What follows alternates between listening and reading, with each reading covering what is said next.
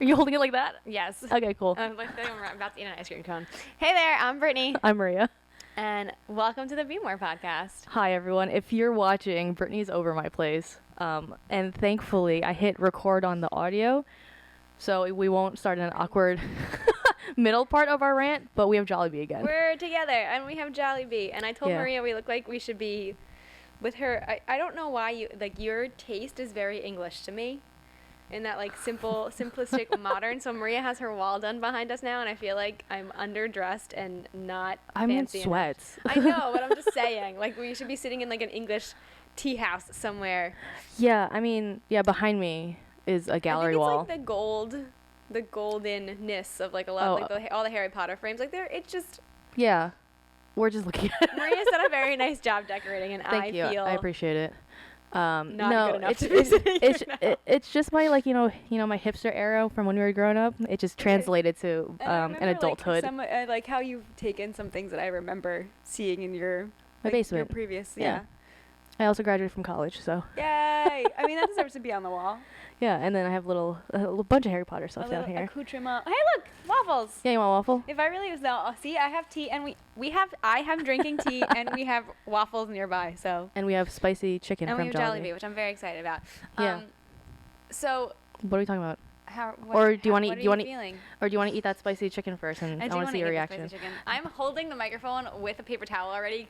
Didn't even touch anything because I'm so afraid of making a freaking mess. So each spicy chicken joint, I'm going to talk while you try that, has, when you order it, a little flag. I'm going to go close to the, it's not going to show. Little flag says spicy. It's so adorable yet so wasteful. I love it. She's not talking into her mic. Hopefully the mic picks it up. It doesn't smell spicy. Does, makes sense? You know what I mean? Yeah, it doesn't smell spicy.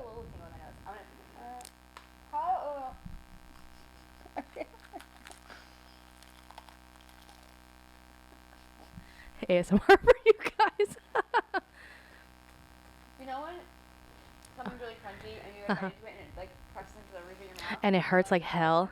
Yeah. Yeah. Brittany's chewing. It's spicy. It hits later, does it not? It should be hitting you.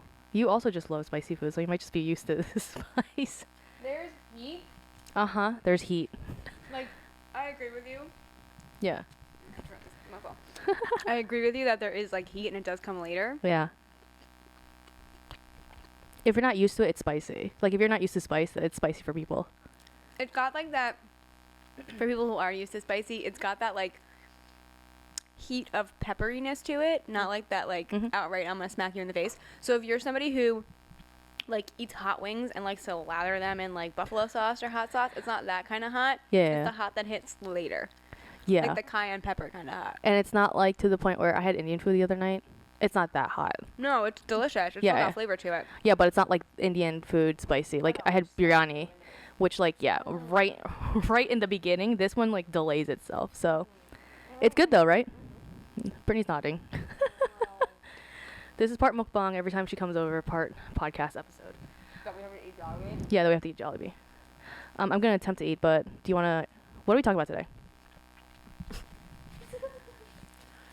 Doing this podcast has just made me abundantly aware of the mouth noises that I make when I eat. Yeah. So, and apparently my husband says that I'm really annoying when I eat and I make a lot of noise. So, I just like to enjoy my time with food. It's meant to be enjoyed. So, I was thinking and I was listening. And if you don't want to go this route, we do not have to go this route. But no, whatever. So, I took a really big bite of chicken. Do you know who Viola Davis is, right? Yeah. For anybody listening who isn't familiar with her, she's an award-winning actress who recently wrote a book. She wrote a book? Mm-hmm. And it's called Finding Me. Okay, cool. She did an interview with Brené Brown about it. Well, just a conversation, not necessarily a big interview, but they had chatted about it. Mm-hmm. And she brought up, first of all, it's very interesting when you see choking on chicken pieces. So if you're anybody who's not familiar with the work that Viola Davis has done, She's most recognizably known for her lead role in How to Get Away with Murder, which is a really, really good show. It's a good show. I haven't watched it yet. Have you watched it? I stopped watching it because I lost cable, and then it came on like because I lost cable. Not that What I a millennial lost cable, thing. but like Yeah. I used to watch it when I had cable, and if I remember correctly, it was on like when we were in college. Yeah, it's been around, or around a while. And I started watching it. Whatever. I haven't finished it, so I probably have to go back and watch the whole thing from the beginning. But she's a super crazy, awesome powerhouse in that show, and then she was also in The Color Purple. No, The Color Purple. Yeah. She also in The Help. And that. Is she like the nanny? Yeah. And I will never forget when she Yeah, that says the pie. No, not her. That's not her. That's who's that? Octavia? Yes. Okay.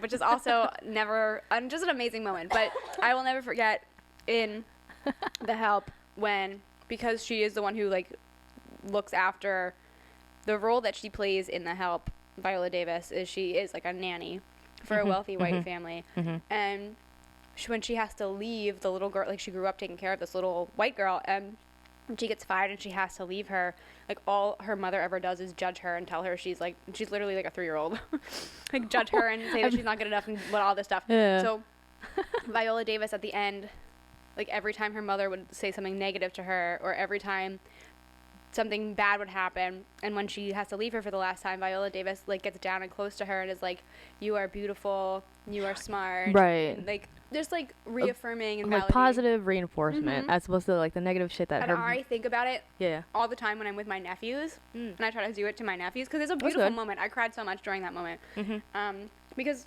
I'm pretty sure we said this before on here that by the time we're 18, we hear millions and millions of negative things about ourselves from other people. So I always think of that moment. Anywho, so she wrote this book. Anyway, so she wrote this book. Tangent aside. And I mean, this is a very good moment to bring up, like, what we were just talking about. She's had a lot of instances in her life, especially being an actress, especially being a black woman, especially being a dark-colored black woman. Because colorism is a whole different, She spent a lot of her life relating to that exact thing. She talks about her life traumas, and I can't wait to get this book. This is like one of my next reads. And she brings up some painfully beautiful things. And one of the things that's been like ruminating in my head is she says how so much in life, especially for her as an actress and all the stuff she's done as an actress, her and her husband now have a production company, how we live our lives like with the intent of progressing and moving forward and taking action with the thought of being able to like pass the baton on to the next generation. Yeah, that makes sense. So then she brought up this idea that like for a hot second stunned me. She was like, but what if it's not about you passing the baton once in your lifetime, but and she said this from her perspective, she was like, when I look back at my life, 6-year-old me had to pass the baton on to 14-year-old me. 14-year-old me had to pass the baton on to 28-year-old me. And then had to pass it on to, like, up until, I think she said she's in her late 50s now. And it's crazy how many lives you live in a lifetime. Yeah, because it's funny because I just saw a TikTok this morning saying, like, it was a person, like, mini vlogging or just, speaking about something. And she's like, I just turned 28 today, but that doesn't mean I'm 28. That just means I'm also my 5-year-old self. Yeah. My 7-year-old self, my, like, whatever. In every instance, basically. Yeah, but like, we are onions. Okay, Shrek. That's true. He was right, and none of us knew what he was talking about at that point. Until now. But no, that makes sense, though, because, like, I just turned 29. Like, and... This is our celebratory Jollibee, friends. That was the intent behind this, by the way. Oh, yeah. Yeah. But no, I mean, turning 29, it's like with every birthday, you kind of wake up and you're like, oh, I'm a year older, but you don't feel that until like midway through. You're still your 28-year-old self or whatever. Until you're like, fuck, I'm 80 now and all these birthdays happened. Yeah. I mean, I'm saying that based on not being there yet. But you do have so many lives. Like, it's baffling. Yeah, it's a lot. It is. It's a lot. And they all compound. And what's so interesting if you think about it, 6-year-old you has influence on 80-year-old you. right? Like, and 6-year-old, if you look at it, we talk about that all the time, right? Like your decisions and your choices impact your future. Sorry, words are hard. But when you look at it backwards in the perspective of like, wow, I'm 80 and the shit that happened to me at 6 is the reason why I'm here now. Yeah. I mean, it's also like, you kind of have to like heal your inner child, because you probably didn't have what you wanted at 6, but now that you're, me 29, whatever, it's like you're healing your inner child, saying like, oh, we have the things that we want now, like, and you're the person that you wanted to be, like, Right. And so every step of the way, it's just like healing your past self. And this is literally, so I did not know a lot about her background, but I have no idea about her background. She's come from, and I don't want to speak about, especially because being a person of trauma myself, I think that every person deserves the right to speak about their own traumas.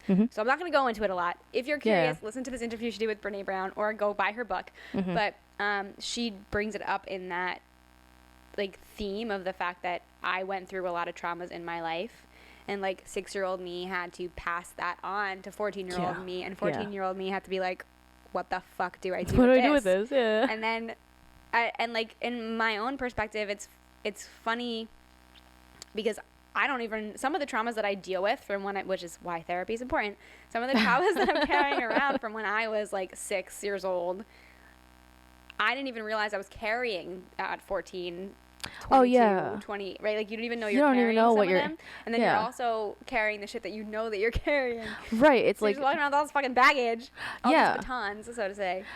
Yeah, and like you can't unpack everything all at once. Right. It just comes slowly, or it never comes at all. Correct. Which is most people, and that's the difference between having that level of awareness versus not having that awareness. It's funny, the heat from the chicken is sitting in the back of my throat right now. It's not like hot and I'm not suffering, but I can feel like, I was telling Maria my allergies are going, and I can feel like the back of my sinuses like tingling. And I'm like, getting like I'm trying to figure out why my nose feels funny, and that's why. So if I start to sniffle, guys, I'm that's an added the Jollibee, but that's an added ASMR. But it just, I've never heard anybody put that baton passing concept into one single life. We always talk about like the next generation and passing it to the next generation. And she has such a beautiful, so she adopted a child. She couldn't have kids, and she adopted a child. And I, like, you know how sometimes you look at somebody or you listen to somebody, you're like, oh, I wish you were my parent. My parents are wonderful. They did the best that they could. But, you know, like, you have that, like, I wonder what I'd be like if. Yeah. She says that her role as a parent, she tells her daughter, I will tell you anything that you want to know. Like, I will answer any of your questions. Yeah. But I also don't know the answers to all of your questions. That's good. My role is to help you navigate your life so that you have better experiences than I did. I mean, that's brilliant parenting. Right. Like, that's not like... I know. It's not like when parents are like, I'm the parent, so I know everything. I know. Yeah, so at least that's good. But I just thought all the things she said were just the life of especially a female who's been very, like, aware, right? Who's opened herself up to the awareness that fucking sucks. And she even said how therapy has been so important to her as a person. That's good. And this is something that you said about therapy also, Maria. Because she said it was so important to her because she equated it to this, I don't know. I don't remember what she said it was from. I think she said it was like a gospel-related, Bible-related story. That when man... Did I take something from the Bible? No. I mean, the concept, yeah. But when man first shows up on Earth, like, all alone and looks out amongst, like, the vast world and all the beauty and, like, everything. Yeah. He has a moment of trying to process, like, what do I do with this? And how do I speak about this? And, like, that moment of, like, questioning and not having the ability to, like, to verbalize it or not knowing how to communicate or anything in that moment, just going, what the fuck am I supposed to do right now? Yeah. Therapy helps you in, like, that. Oh, unpacking. Right. Yeah, all the what the fuck. Yeah. Right, you related it to, like, it gives you the ability to have the tools to be able to manage things and to be able to recognize things and know what to do with those things. And she really did that as well. Okay. So, not my Catholic roots. It just happens to be. It just happens to, I mean, maybe they coincide, but that makes sense, though, because, like, with anything, like, everything is overwhelming. Like, life is overwhelming. Overwhelming, exactly. Yeah, that, like, if you don't have the tools to know how to process any part of it, you're screwed. Which we just generally don't. Yeah. So that was that. Are you going back to therapy? You Yeah. don't have to speak on it here. But like, I want to don't know. know. Oh, yeah, I started going back to therapy. Yeah, I saw your post this past week, 2 Yeah, weeks then ago, I've or just whatever. been crying in my sessions. You, It's been do very you find a good interesting. therapist then? I Do you enjoy your like her. I do That's like good. her thus far. Okay, that's good. And that's we're good. doing everything like over the phone and like virtually and like talk. But That's good. I like her so far, and we're still just in the point where like Getting to know each other. I'm just talking about. Yeah, she's trying to like figure out your. Right. So it's been interesting, but the way that she responds, I like the way that she responds and That's the space good. she gives me, and I definitely feel safe talking to her, which are like the most important things. Yeah, because finding a therapist that you vibe with is it's like dating, Yeah. unfortunately. It is. Yeah. You I need- just got it's a lucky my first relationship. time. Yeah, I just got lucky my first time that I liked my therapist. Yeah, that's perfect. yeah. That was not my first time around, and that's what pushed That's what- me back from not wanting to That's do what it. a lot, and that's unfortunate because that's what a lot of people's perspective on like their first therapist, usually. It's It's a journey within itself. when you go to a therapist, it's hard because you're asking the person on the other side to be human with all the best intentions of humanity and the fact that they can be empathetic and they can connect to you and they're listening Right. and they can do all of that. You Right. want all of that emotion, but it's not possible for people to separate all of that part of their human from all of their stupid bullshit brain bias. Yeah. Right? No, I So- agree completely. That's why sometimes therapists don't work out. Right. Like there's going to be There's gonna be first there's something. the way that they practice, right? And there's so many different practices of therapy and you have to relate to that. And then there's the way that they're going to approach you and if they're going to see you for who you are or if there's, again, that underlying bias of judgment based on the person that they are and you can't Or especially just like how they trained as a therapist. Correct. Because there's so many different, I don't know what the word is, methods yeah, of like yeah, being yeah. a therapist. Like Yeah. talk therapy, like there's other shit. Like I can't think of any other ones. Cognitive behavioral is a Yeah, big one yeah. for me because I know that's an issue that I have. Yeah, that's what I went through, CBT. So I think the reason why I'm like her so much right now is that she isn't trying to employ anything onto me. She's just trying to Figure shit out get first. to know who I am. Makes first. sense. Yeah.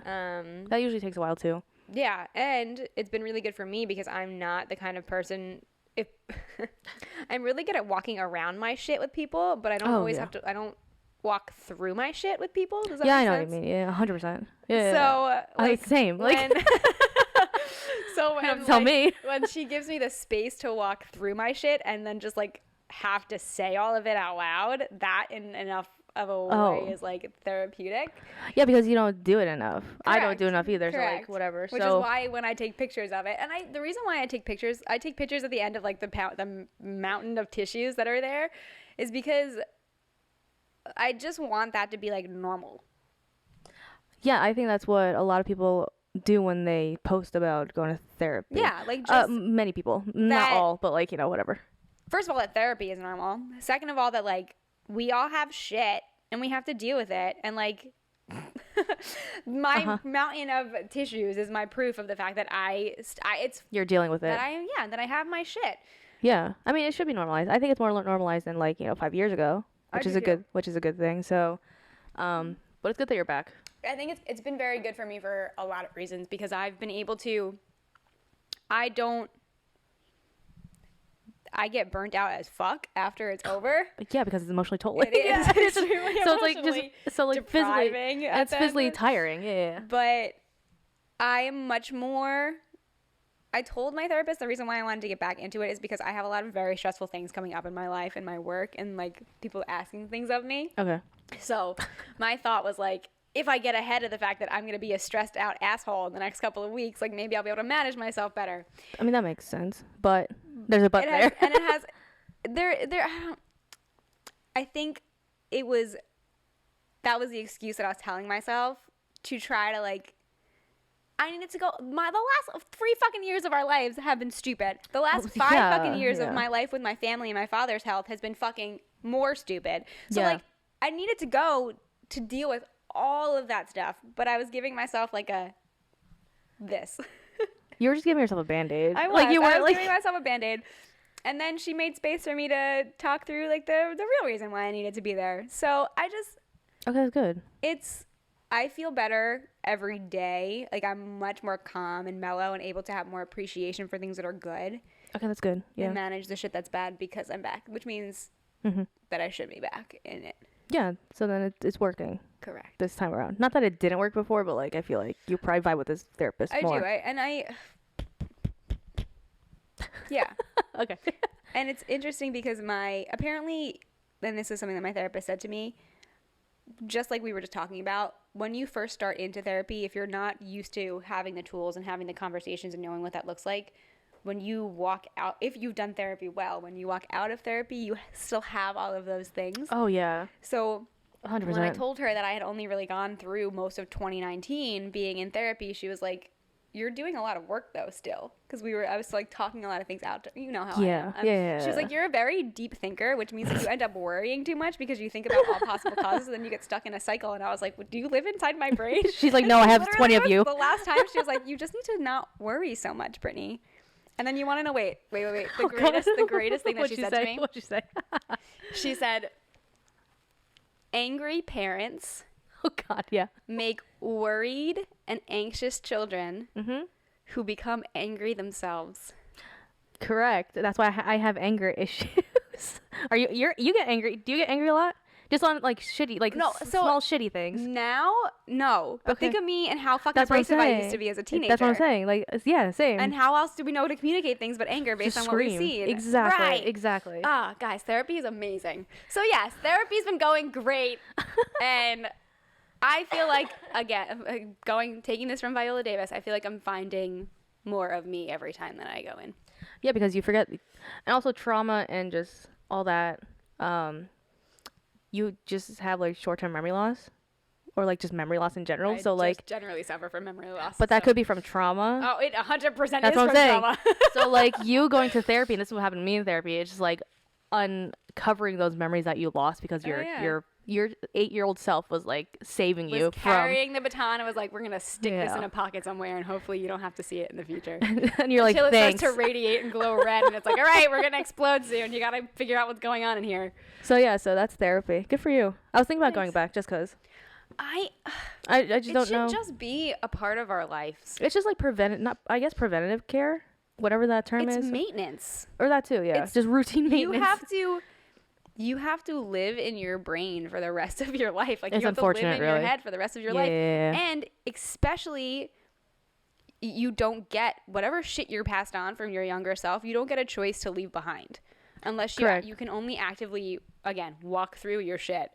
So, I really think everybody should. I'm hoping that in our the future of wellness and health, even if it's like more group therapy and whatever like types talk of therapy or work whatnot, for something. people, Yeah.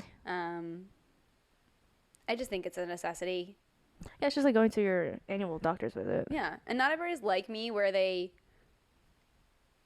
we're speaking it out is a thing, or I'm a linguistic and writing it out too, and that's fine. That's why they have different forms of therapy. There's like music therapy, like animals too. Yeah, like horses or something are used for therapy. Yeah. Which, I mean, good for them. I mean, that was just, and I think horses are getting credit, and I don't doubt this, but horses have, especially in this field, this reputation for being able to sense trauma in people. Oh, okay. I don't know. Which I think might be why there are not many animals that make me uncomfortable. Horses make me extremely uncomfortable. Really? Yeah. Because you think, or you know that they can. They know shit. That's why I think they make me uncomfortable. I think because they know something about you that you don't want to even unpack. I know my animals definitely respond to vibes, right? Like you can respond to energy. My cats 100% do. Right. But I feel like horses, it's more than that, and they know my shit, and when it looks at me, I just want to cry. That's because it's like all knowing. You're just like, they're just like, I know you. Like you're hiding something. That's you're like, what no. I think with horses. That's why I think they're used for therapy and stuff, for working through stuff, and they're used with people with trauma, and they're used a lot for people who are dealing with physical ailments and stuff. Yeah, interesting physical ability variations. But I don't know. I can't. Me and horses. I'm not afraid of them. They just creep you out. It just, they're smarter than we give them credit for. Well, I feel like humans just don't give animals credit for their intelligence. No, I mean, that's generally an issue. But, there's that. Great. So Viola Davis. Is it a new book? Like she just wrote this book, or I think within the last few months. Oh, Because okay. the episode that I listened to of the, Brene Brown an interview or whatever? yeah, wasn't that old. Okay. But she's been working on it for a long time, like most people who write books. Oh, speaking of books. Okay, ready? This is my segue to the next thing. Okay. I am reading the Atomic Habits book, Okay. Yeah. and I'm halfway through, and this actually maybe would relate to what we were just talking about. One of the parts that I'm reading, and it made me angry, but I don't disagree, is about when we talk about creating new habits and going through like queuing for the sake of reward because we want the dopamine rush. Mm-hmm. When we anticipate things, the anticipation can be a stronger like cue of reward than actually experiencing the thing. Oh, like actually not doing it, but it's literally just like I'm excited to do it. Is better for your brain than actually doing it. I can see that. Isn't that fucked up? So then, how do you know which is? Does it depend on the activity? I don't like. What do you mean?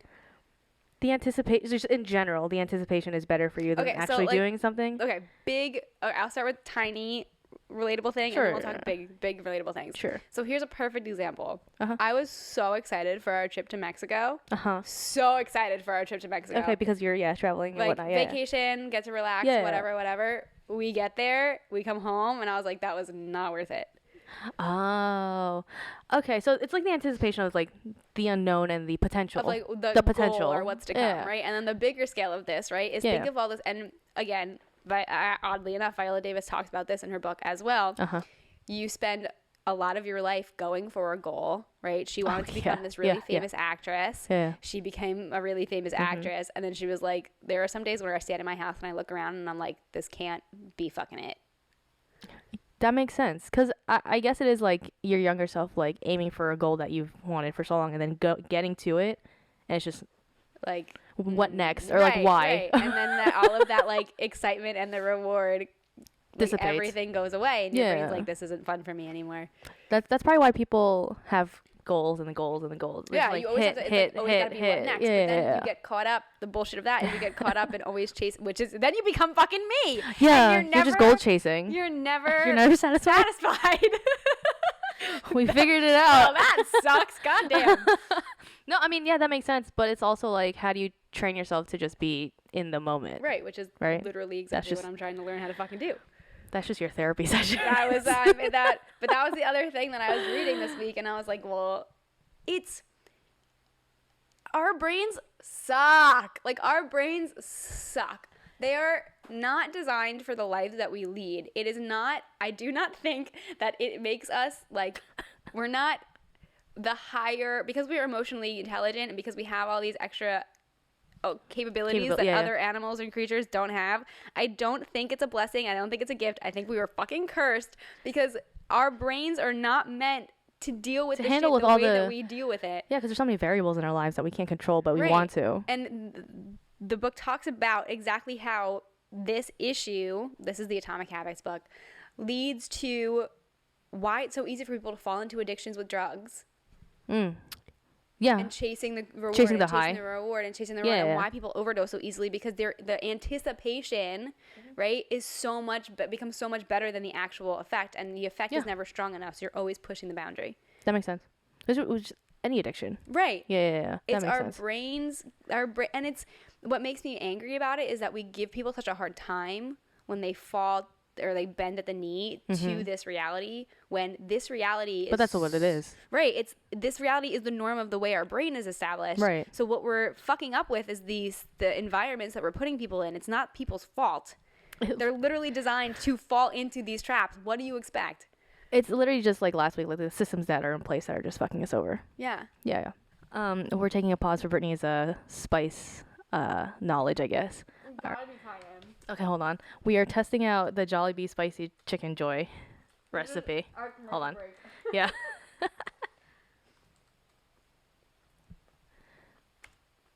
Recipe ingredients. I wonder if it's gonna actually tell me though. We'll just take this person. It's gotta be. Kavanagh the only one that has this type of smokiness to it. Maybe. Go ahead. Potentially, I don't. What's your guess? You can. I think it's cayenne. I only need one hand to eat. That's fine. Just cayenne? No, I think there's something else, but Okay. Because it's saying and this is quick Google search. Don't no one roast me on this. Garlic powder and 5-spice. But there's definitely something more in there. 5-spice doesn't 5-spice have multiple peppers in it? Cinnamon, fennel, star anise, cloves.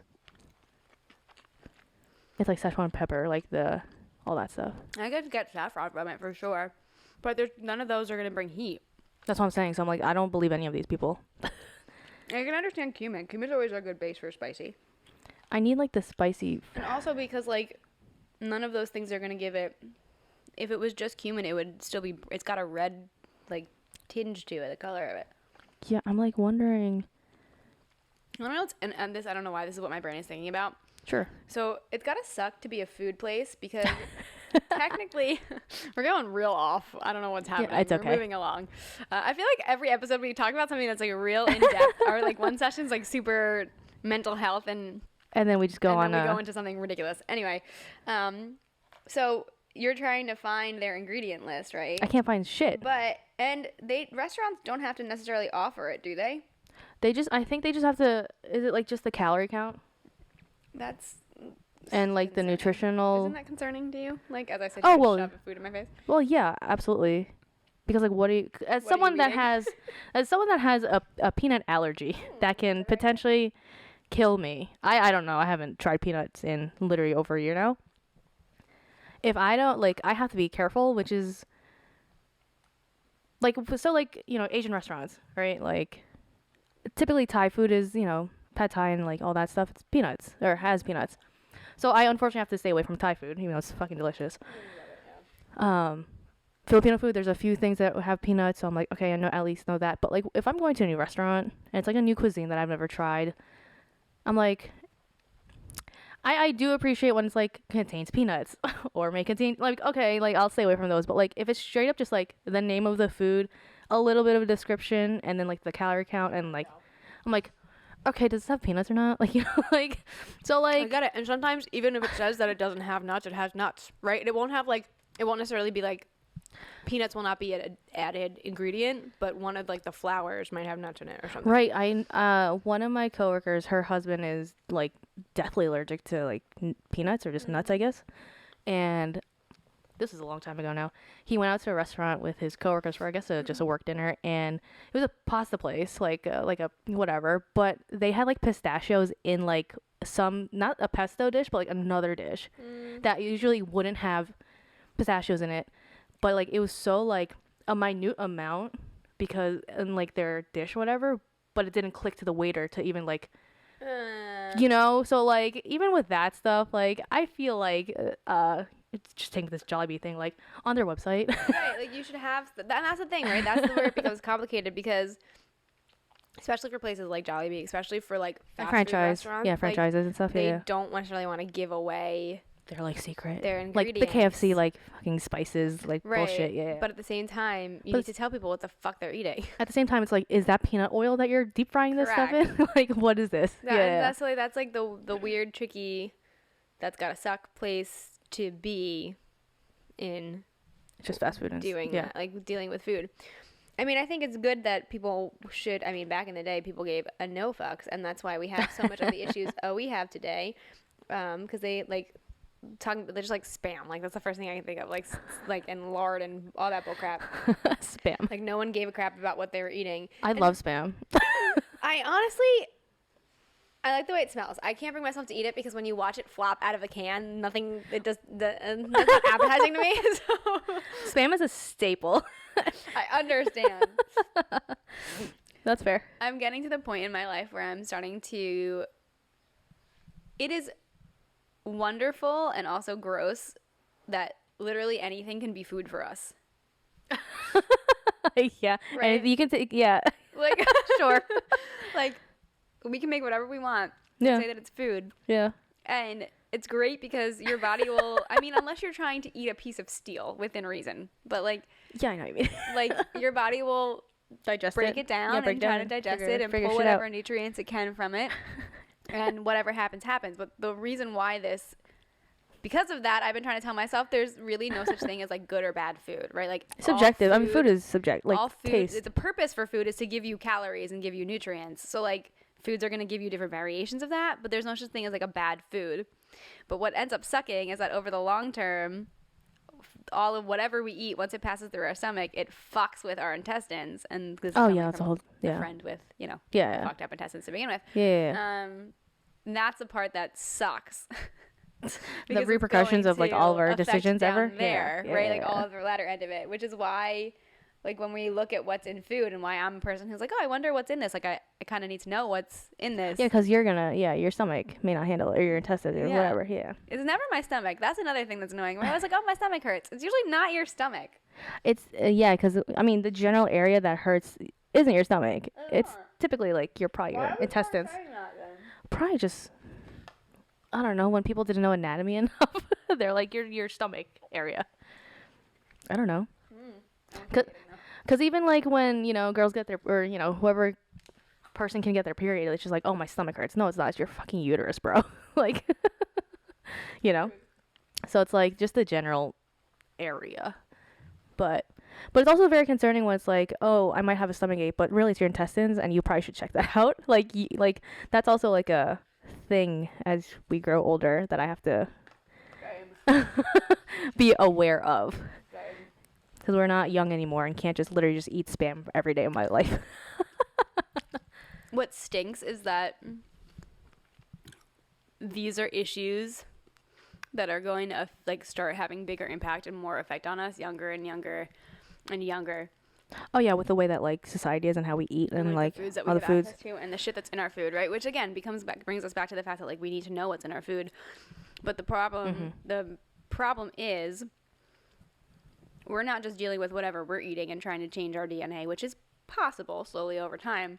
We're taking all the shit that's been damaged from previous generations. Yeah. And that's where I sit. I have to get tested for the BRCA gene, which is gonna be real fun. But sure, what is that? The cancer gene. Oh, okay, we got it. Because the DNA of my history, my family history is fucked. But like, not only are we dealing with that, but we're trying to make good choices. And there's bad shit in the environment, or not even like the food environment, like just like the fucking environment, like the everywhere environment. Yeah. It's like growing up. It's worse when you have the awareness of it, because then you know what you're walking into, and you're like, yeah, okay, well, this is the reality that. Well, yeah, that's why ignorance is bliss sometimes. I know. That's why it's just like... There's a really fine line. I've like a lobotomy doesn't sound too bad some days. No, thank you. You speak to your therapist about that. Touche. Touche.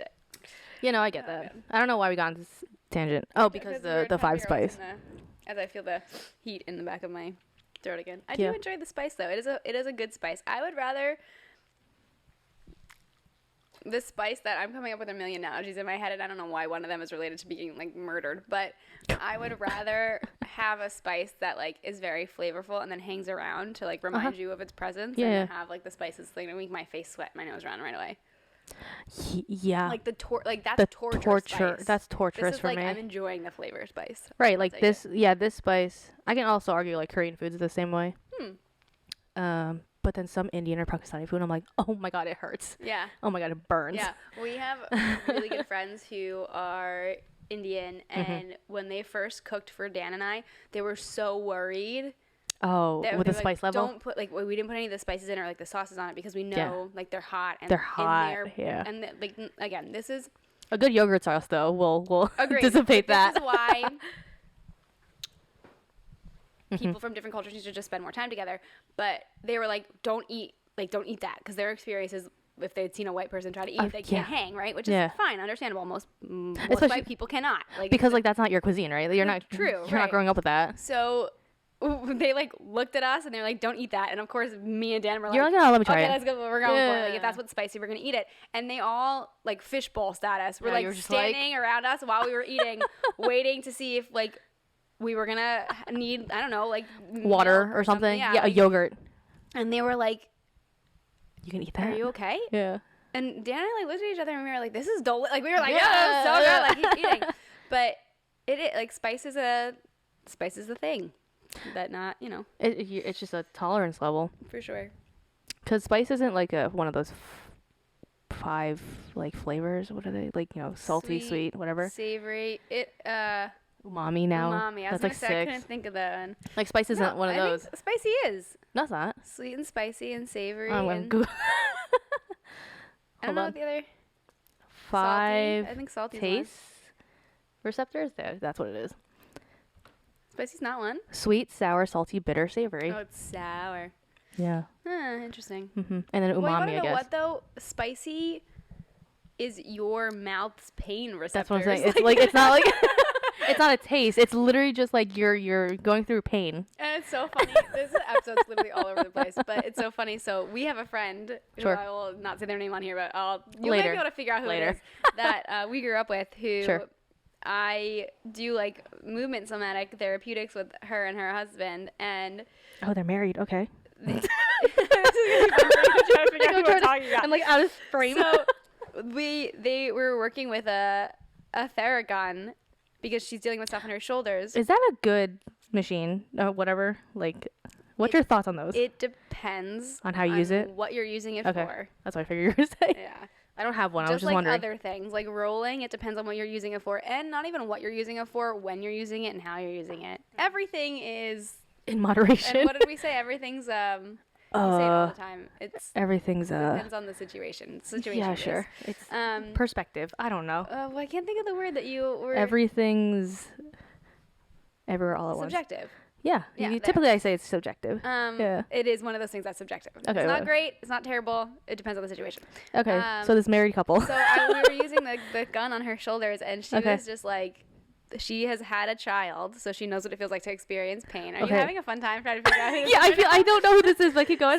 So she know like to experience pain in the body, like having a child. Yeah. Height of that. Yeah. And women have interesting.